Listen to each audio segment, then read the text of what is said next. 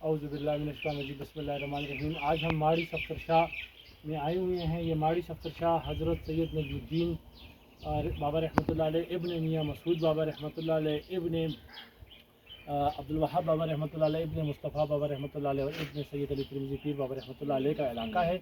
आप पीर इमाम बाबा रहमतुल्लाह अलैह के भाई थे। आप दोनों भाई इस इलाके में उस वक्त तशरीफ़ लाए थे कि जिस वक्त से जलाल बाबा रहमतुल्लाह अलैह ने सवातियों के लश्कर को लाकर ऊपर पकली का इलाका जो है वो फतह कर दिया था तो तनोली कबाइल आपको वो नीर से यहाँ पर लाए थे और आपने तनोलियों के इलाकों की हिफाजत की आप दोनों भाइयों ने, और यूँ इलाके को पुरअमन तरीके से सैयद जलाल बाबा के साथ मिलकर जो है वो तकसीम किया। यूँ इन दो कबाइल के बीच में खुरेजी की ममानियत हुई और की बचत हो गई। ये तारीख़ी कब्रिस्तान है जो कि नजमुद्दीन रहमतुल्लाह अलैह की औलाद का कब्रिस्तान है।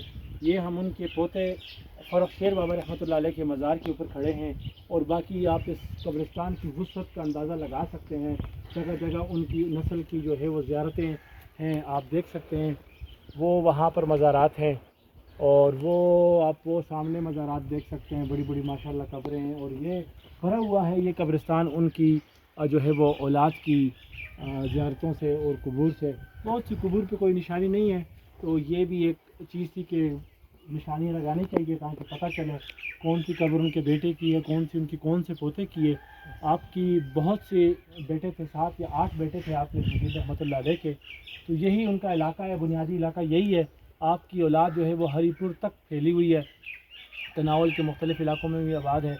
तो बड़े जागीरों का और बड़ी जायदादों के मालिक हैं, तो बड़े लोग हैं माशाअल्लाह।